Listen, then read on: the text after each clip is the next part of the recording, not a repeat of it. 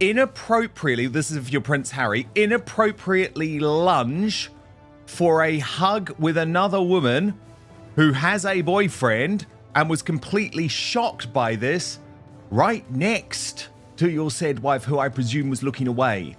The British singer Cindy Christmas had a wild flirting session with Prince Harry. The guest of honor is being positioned by the guest. Then the guest has decided whose night it is. Yeah, pick Meghan. Meghan Markle was, the dig comes at the end. I think she's oblivious to the fact that she's getting Meghan in trouble. The whole perspective comes across as very odd, going in and lunging for a hug and a cuddle, as she describes it. Harry looked his wife in the eye, walked straight past her, and lunged at another woman. The cameras caught everything. Meghan posted every single moment from that night except one. The moment she buried tells you more about this marriage than anything Harry has ever said out loud. Oh my God, I say such silly things when I'm nervous, but Harry started laughing. Here's where it gets weird. When I got down off stage, he just came forward and gave me a big cuddle. And he went, "Sydney, I felt every word. I really felt that in the back of my throat." Sydney Christmas is not some random woman at a charity event. She is the 2024 winner of Britain's Got Talent, a genuinely talented singer. A woman with a boyfriend who had no idea what she was walking into when she stepped off stage at David Foster's charity gala in Canada last weekend. But it gets worse. The British singer Cindy Christmas had a wild flirting session with Prince Harry whilst performing at the David Foster Foundation's glittering 40th anniversary gala on Friday. She had performed 2 songs that night, Tomorrow from Annie, Frank Sinatra's My Way, both about pushing through hardship, about finding strength when everything feels like it is falling apart. And when she came down off that stage, warm, buzzing, probably still catching her breath, Harry did not wait. He did not offer a polite handshake from a comfortable distance. He did not congratulate her from across the room. He moved toward her directly, immediately, and pulled her into what Sydney herself later described as a big cuddle. No one was watching her during the moment that Harry lunged at Sydney Christmas. Now, this is the Britain's Got Talent winner who has spoken about what went down in a brand new interview with Ellie Henman of The Sun's Bizarre column. She writes, Prince Harry has given his royal seal of approval to 2024 Britain's Got Talent winner Sydney Christmas. Then he said it, "Sydney, I felt every word. I really felt that in the back of my throat." Take a moment with that. A married man, someone who still carries a royal title, speaking to a woman he had just met for the first time, whose boyfriend was present while his wife was standing right there watching every single second of it unfold. Told Sid, quote, he felt every word in the back of his throat after she performed Tomorrow from Anne and Frank Sinatra's My Way in front of him at David Foster's charity gala in Canada over the weekend. Both tracks have poignant lyrics about overcoming difficulties and being beaten down, which is rather apt for Harry, who has endured setback after setback recently. Sydney described the whole thing generously when she spoke to The Sun. She had actually joked on stage about Harry's father not being able to make it, and Harry had laughed. The atmosphere was warm. She was not trying to cause drama, but the details she shared have been impossible for people to stop talking about all week. When I was on stage, I joked about meeting his dad before adding, sorry he couldn't make it, he sent me instead. Oh my God, I say such silly things when I'm nervous, but Harry started laughing. Here's where it gets weird. When I got down off stage, he just came forward and gave me a big cuddle. And he went, Sydney, I felt every word. I really felt that in the back of my throat. Revealing how the fifth in line to the throne ditched royal protocol, Sydney continued, he just went in for the hug. And I was like, why not? And it is not just what Harry said. It is what Meghan did in the hours and days that followed. Meghan films everything. She documented every corner of that evening. The pipe and drum band in the corridor, the live auction happening in real time, the table setting, the chocolate piano dessert. But Meghan had to stop walking, tell her assistant to pull out her phone and start recording. That's why Harry is so far ahead of her. Imagine living your life having to set up and record every moment just to feel validated, including your engagement. Harry's sitting under purple lights, looking directly into her phone lens like he knew it was there. But Sydney Christmas, zero. Not one story, not one mention, not one acknowledgement that this woman had performed, that Harry had rushed toward her the moment she left the stage, that any of it happened at all. So the Duke and Duchess of Sussex attended the event to show support for long-standing friends David Foster and Catherine McPhee. A little bit embarrassing, therefore, that Meghan was completely blanked by David Foster when she reached out her hand at the photo call. We also had the usual creepy body language of Meghan telling people where to stand and how to pose for photographs and where. Total control freak. She did that, of course, to Dr. Sophie Chandalkar as well. Think about that carefully. A woman who posted every single detail from that evening, right down to the table decorations, chose not to mention the one person who had the most significant interaction with her husband all night. That is not an oversight. That is a decision. Meghan's silence about Sydney Christmas is louder than anything she has ever posted. Then this was the Instagram story she posted during the auction. Here's how I can help you. I'm $50,000 bid now. Now it's $60,000 now. I got $55,000 you currently bid. Everybody, come on, bid cars up now. I need $60,000.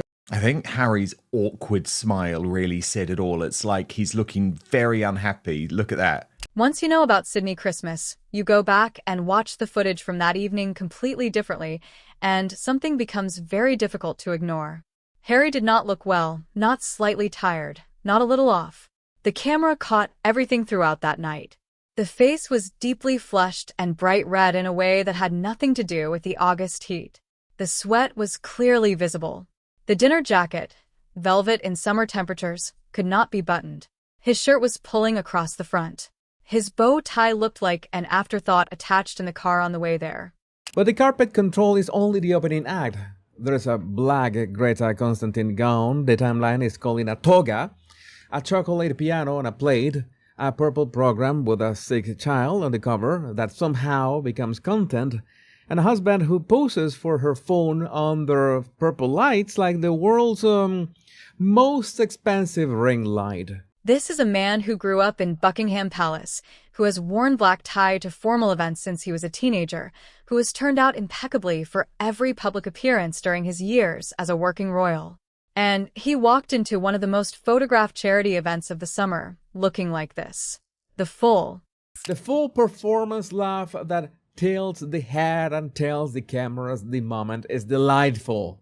But delightful is more like a choice. You can stand on a charity carpet and be, I don't know, quiet. You can let Foster own the center mark. Or you can cackle, steer, and make sure the strongest face in the still is yours. Then came the bagpipe moment when the Scottish pipe and drum band appeared in the venue corridor. Harry raised one finger in the air like an excited child and announced, "Where are mine?" He is 41 years old. The people in the comment sections noticed before anyone on television said a single word about it. Oh my God. This is great. So we're mine? Yeah. Pipes and drums. Pipes and drums. It's pipes and drums. Just to be clear. Thank you. Dozens of completely separate comments, all arriving at the same observation. Something was clearly wrong. The eyes, the skin, the behavior all evening. The way he moved towards Sydney Christmas the moment she came off stage. You already knew. You could see it before anyone named it. The pictures tell the story. The pattern is there for anyone willing to look. And what makes the whole picture worse is that nobody around him appeared to do anything about it. The evening kept going. Meghan kept filming. Harry kept performing for a room that was watching him far more carefully than he realized. Harry's 41 years of age. I still think he's pretty decent looking. Wouldn't you say? Is Harry good looking? I think he's in the ballpark at being an attractive woman still. I think he's still got it. Meghan has as well, let's be fair, and she'll be deploying that when they divorce, and she'll be looking for Elon Musk. My husband, richest man in the world, you're welcome. Oh, Elon. I'm Elon Musk, and I've been married to Meghan for like half a day, and I'm already broke because she spends so much money. Here is the detail that changes how you look at that entire evening. The bagpipe moment was not spontaneous. According to insiders with knowledge of how the night was arranged, Meghan knew the pipe and drum band would be there. She planned the route through that corridor in advance. She had her phone ready before Harry had even registered the band was present. The reaction you saw on her face, the delight, the surprise, the "oh my God, this is amazing" energy, was a performance prepared well before she arrived. You can see it in the footage if you watch carefully.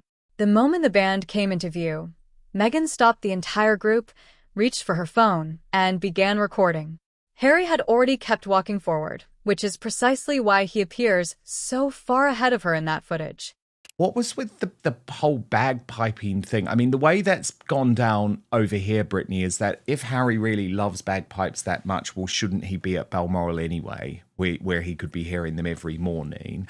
But, I mean, what was Meghan doing sort of describing them as sexy? To me, it felt over the top. It was like, oh gosh, here is something connected to the United Kingdom. We're going to have to make a performance of it. It didn't feel natural to me. He was not staging anything. He got caught up in the moment genuinely. She had already set the scene. Later in the evening, Harry's tall frame stepped directly in front of the camera and blocked her completely from the shot. You can only imagine what that cost him later. Somebody had to take the time to stop the movement, to get a camera out, to film it.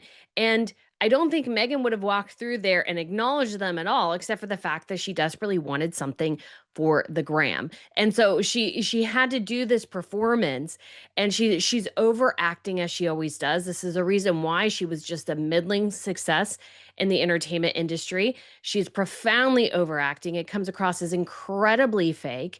And then I'm sure there was a moment where she starts off in front of the camera, and then Harry kind of leads her through a door, and then he stands there, and he's so tall, he completely blocks the camera's view of her. And I'm sure she was so incredibly angry that he was blocking her shot. But the bagpipes were just the opening act for what happened on the red carpet.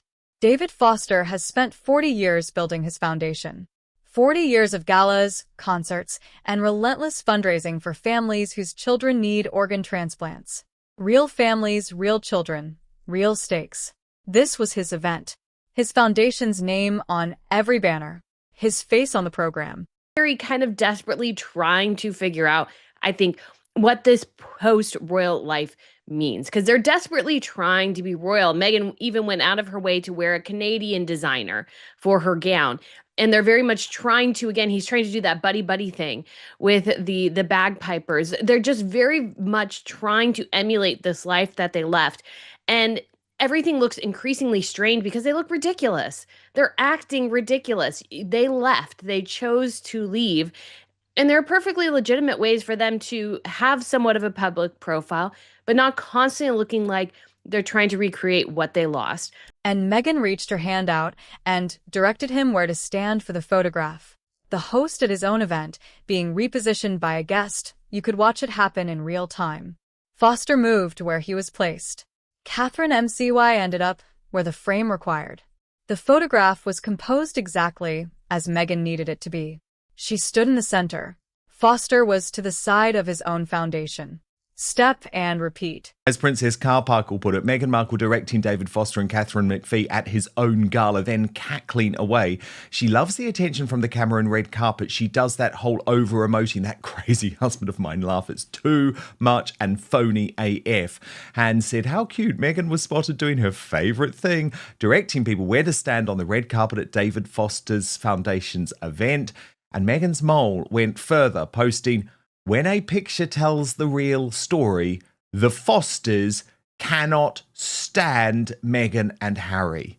During the live auction, while genuine donors in that room were bidding $50 and $60,000 for causes that keep children alive, Meghan pulled out her phone and filmed it as contempt for her Instagram story. Nobody found the name Archwell Foundation anywhere on the donor wall that evening. They arrived, they took the photographs, They generated the content. They left. And a charity that has spent 4 decades doing work that genuinely matters became the latest backdrop in the ongoing production that is Harry and Meghan's public image. Foster Foundation, Step and Repeat. Logos for days. Gain Group, Auto World. The foundation that has spent 40 years helping Canadian families through pediatric organ transplants. That is serious work. Those are real kids, real hospitals. And in the middle of it, Meghan in the black one-shoulder gown, chin down, laugh going, body angle like she is mid-direction, while Harry's the tux reaches across the frame and the hosts get rearranged for the shot. David Foster looked through Meghan every time she came near him. The camera caught that too without any help from anyone. I mean, it's so annoying to see that laugh because, like, I think you're right. I think she genuinely thinks we don't see through it at this point. But there is no more fake person in the world than Meghan Markle. She looks incredibly fake and contrived. And the more she tries to emulate warmth, the less you believe in. And of course, David Foster has been in the entertainment industry for years. I'm sure he knows how to stand on a red carpet. Now, while all of this was unfolding in Canada, something else was quietly falling apart on the mainland. Martha Stewart mentioned something in a recent interview casually, without fanfare. She said she had seen Meghan at a dinner party and that Meghan had been openly talking about her visit to King Charles. Martha goes to a dinner party in California, says, oh, funny enough, Meghan Markle was there. I heard her gossiping with other guests about her trip to see the King a couple of weeks ago.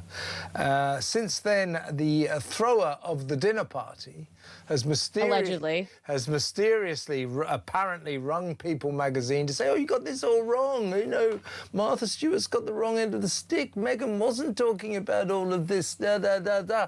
For those who need the full picture, Harry and Meghan's visit to the king was supposed to be completely private, a carefully arranged and deeply delicate step towards some form of reconciliation between a father and a son. The entire arrangement rested on trust, on the understanding that whatever happened in those conversations stayed there. Meghan was at a dinner table in California telling other guests about it. Within hours, an anonymous source contacted People magazine to dispute Martha's account, to say she had misheard, that the story was not what Martha described. Think very carefully about who makes that call.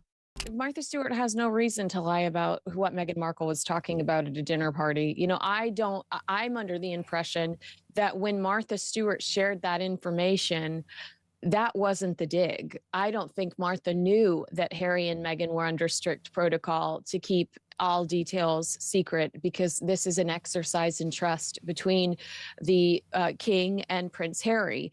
Think about who has the contacts, the urgency, and the motivation to reach People magazine within hours of that story landing. Think about who is the most to lose if Martha's version is allowed to stand. Martha Stewart is 83 years old. She built one of the most recognized lifestyle brands in American history. Through decades of hard work, she went to prison and came back stronger and more respected than before. She sat next to Jose Andres, a man who appeared on Meghan's Netflix show, a man with an established friendship with both Harry and Meghan, and said what she thought about Meghan right to his face, without hesitating. She does not need controversy. She does not need more attention. She has nothing whatsoever to gain. Meghan Markle was, the dig comes at the end. I think she's oblivious to the fact that she's getting Meghan in trouble with that information. And that's why I think that this was a sincere, organic moment. And I think it's more suspicious that an anonymous source contacts People magazine and says, no, it was my dinner party, but you can't say who I am. And the speed at which said anonymous source contacts People magazine and says, I want to dispute this story. And the real cut was not even in the gossip. The real sting came at the very end of her comments. The quiet, unhurried dismissal of the notion that Meghan belonged anywhere near a conversation about genuine domestic expertise. That was the dig. Precise, effortless, devastating. This audience understood it immediately. You did not need anyone to explain what Martha meant. If the people around the king were listening, and they always are, The question of whether Harry and Meghan passed the reconciliation test may have already been answered by Meghan herself at a California dinner party. Martha Stewart, meanwhile, I think her attitude is this. She's not bothered about Meghan Markle at all. Why would she be? But I think she is justifiably mildly irritated with a woman who invades her space. You know, Martha Stewart has spent a lifetime establishing herself as someone who really knows how to cook, really knows about home economics, really knows about how to be a domestic goddess. That's her skill. That's her life skill. And along comes this former actress, wannabe princess, who suddenly announces, I'm a domestic goddess and I've made a series and it's on Netflix and it's called With Love, Meghan. Now, here's the number. The one number from last weekend that says everything about where Meghan's entertainment career actually stands right now. Cookie Queens, the documentary Meghan executive produced about competitive Girl Scout cookie selling, the project she spent weeks promoting on every available platform. The film that was supposed to prove her value as a serious creative force opened in theaters last weekend. 446 theaters across the United States. Opening weekend total, $327,000 per theater, average $735 a day. Disastrous news out of the box office. I predicted this. Always thought Cookie Queens was going to be a total disaster. So I was a bit of a geek yesterday. I love looking at like the box office receipts that come in on a big weekend of movies. And obviously the last couple of weekends, Brittany, Spider-Man and The Odyssey have been breaking records after records in America in particular, but also around the world.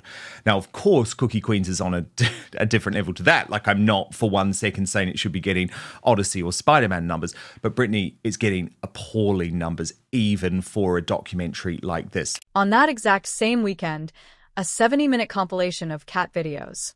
Literally, the internet's best cat videos assembled and shown on a screen earned more per theater than Cookie Queens. Cat videos. So the film opened August the 7th, 2026, in a moderate limited release of 446 theatres. So its opening weekend, that's Friday to Sunday, the domestic gross, this is US only, was $327,797. And Box Office Mojo has noted as estimated that on Friday it took between $122,000 to $124,000. Saturday, $113,000, had dropped on Sunday to $91,000. Brittany from Royal News Network went to see Cookie Queens on Thursday preview night. She sat in that theater with exactly 2 other people. One of those 2 was a lone man sitting by himself at a screening for a movie about Girl Scouts, which Brittany noted made her genuinely uncomfortable. Netflix had already passed on this film before it ever reached a single cinema. The platform that paid Harry and Meghan tens of millions of dollars looked at Cookie Queens and said no. A media analyst said what everyone was already thinking. They certainly did, Dan. I actually did get to see the movie on Thursday. They had Thursday previews for this. Oh my God, well. did you? Tell me everything. I certainly did. Yes. So I was in the theater with only 2 other people. One of the smallest theaters. I have a whole Who were the people in there, Brittany? Who were the people in there? Who were they? Were they like Sussex squaddies or what age? Might have been. A woman came in, and then there was a man in there earlier, and the kind of single alone man in the movie about Girl Scouts kind of creeped me out a little bit. I'm not going to lie. This is a film about Girl Scout cookie. Girl Scouts sell their cookies in February and March. They are on every street corner, in every conversation. You release this documentary during cookie season when the subject is already living in the national conversation. Not in August, not in the middle of summer when the last thing anyone is thinking about is Thin Mints.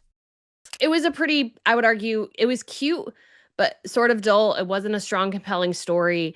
It meandered a bit. Some of the storylines, I think, were not so great. Honestly, I came across, after the movie, liking the Girl Scouts as an organization less because I thought the cookie selling felt exploitative of the girls. And so I'm like, I don't think I like the organization anymore, or definitely less than I did when I came in. But the promotional interviews gave away everything. Meghan was asked which cookie was her family's favorite. She paused. She glanced toward the director. She called it a fan favorite without actually naming one. She did not know her own children's favorite cookie during the press tour for a film built entirely around children and cookies. I'm a Thin Mints. It's such a classic, but also as a Girl Scout, it was the one that always sold the fastest. So I think you remember it for that reason too. Are you supposed to put them in the freezer? I don't know if you're supposed to, but it's certainly a nice plus. She was asked what makes her feel bright. She said her daughter. Not her children, her daughter. She has a son. His name is Archie. He received no mention during the promotional campaign for a film about young girls and their achievements. What is your family/kids' favorite cookie? Samoa's. Well, I would say that's a pretty big fan favorite for my kids. Is it okay to have dessert before dinner? Great question. My kids would love that question too. I think in summertime, the rules become a little bit more flexible as long as you're having a nice balanced meal. Dessert can come when you like it, but I would typically prefer it. What makes you feel bright? My daughter. Every day when I feel a little bit like, oh gosh, can I do this? I go, Lily would do it. I feel the same way about my kids, even though they're bigger now. And then came the tonal dressing moment. Asked which cookie best described her personality, she chose the trefoil because it is classic, all one color. She said she loved tonal dressing. This is the same woman who told the world the royal family suppressed her by forcing her into muted tones, who made tonal dressing part of the story of why she could not stay, who described it as something done to her against her will. Now, it is her personality. 21 executive producers, $327,000. 2 people in the theater on opening night. What's your superpower, he said. I mean, I was thinking it's being a mom. All moms, I feel like we have superpowers because we juggle it all and, I don't know, enjoy it all with grace and grit at the same time. Which Girl Scout cookie best describes your personality? Oh, trefoil. It's classic and... Yeah. Classic? I can see trefoil for it's you. Like classic, it's sweet. Also, it's all the same color and I like tonal dressing. It's the worst answer in the... Genuinely, she didn't know what her kids' favorite cookie was. Did you notice that? She turned to the director and she's like, oh yeah, that's a fan favorite. Well, no, it's not about what... We're not asking what a fan favorite is, just what are your kids' favorite cookies? Stop here for a moment because everything you have just heard, Sydney Christmas, the staged bagpipes, directing David Foster at his own gala, the empty theaters, Martha Stewart, all of it connects back to something this audience has carried quietly for a very long time. Diana raised that boy. You watched her do it. You remember, you watched her take a very young Harry to shelters and hospitals because she wanted him to understand that the world was larger than the walls of any palace. You watched her sit with AIDS patients when most of the world was still afraid to be in the same room. You watched her kneel down and speak to children at eye level because she understood instinctively that making someone feel genuinely seen was the most powerful thing you could offer another human being. At David Foster's gala last weekend, a charity event for families whose children are waiting for organs that will keep them alive, the moment that traveled around the world was not a transplant family. It was not a child whose life had been transformed. It was Meghan's hand reaching out to reposition the host on his own red carpet. Diana would never have been in the center of that photograph. Diana would have made the families the photograph. This is David Foster's 40th anniversary, not Meghan's, not Archwell's, not on Netflix B-roll day. Foster and Catherine McPhee are the hosts. Josh Groban, Chad Kroger, CeeLo Green. The whole musical Rolodex showed up for a cause that is older than the sausage brand by decades. And still the viral slice is not the transplant family. It is Meghan's hands. Harry wore a velvet dinner jacket deliberately mirroring the signature style of the brother he spent years publicly dismantling. Meghan wore a cape dress echoing the look Catherine wore at Wimbledon. The fashion press rushed to connect her earrings to Diana's jewelry collection. Accessories worn to an evening that became a content opportunity rather than a genuine act of support. One comment spread across every channel covering the story and collected hundreds of likes on every single one of them. William was Diana's son, too. You do not see him doing any of this. You do not see him attaching Diana's name to a brand. You do not see Catherine mirroring Diana's wardrobe for media coverage. William has carried the loss of his mother with a privacy and a dignity that has never once been turned into a commercial asset. That contrast is finished everything. it with sapphire and diamond earrings from Diana's collection, according to the fashion press, which is the predictable royal adjacent jewelry headline every time she wants to soft focus. Now, Diana's earrings do a lot of unpaid labor here. Every time those stones show up, a portion of the press softens for a paragraph. So, yeah, that is part of the play at this point. Borrow the emotional equity of a dead princess while the living operation runs a content night in Canada. Because Harry was the one who looked most like her, who had her directness, who made people genuinely believe he had inherited her warmth and her ability to connect with ordinary people without performance or calculation. The man who told a woman he had just met that he felt her in the back of his throat, who lunged forward the moment she came off stage while his wife stood right there, who spent an evening at a children's charity filming himself under purple lights, is not the boy that woman raised. Something went very wrong, and Diana is not here to reach him, but someone else has been watching every single moment of it. William has not said one word publicly. He does not need to. Everything that happened this week, the titles, the website, the borrowed royal identity that the Sussex brand is built entirely upon, all of it sits in William's hands. When that day comes, and it is closer than Harry and Meghan want to believe, nothing that happened this week will have been forgotten. Not Sydney Christmas, not David Foster's Gala, not the empty theaters, not the dinner party in California, not a single moment of it. William remembers everything he always has. Harry lunged. Meghan went silent. Martha told the truth. The theaters were empty, and Diana's memory is still being borrowed by someone she would not recognize. The videos on your screen right now go deeper into everything you just watched. Click 1. You will not want to.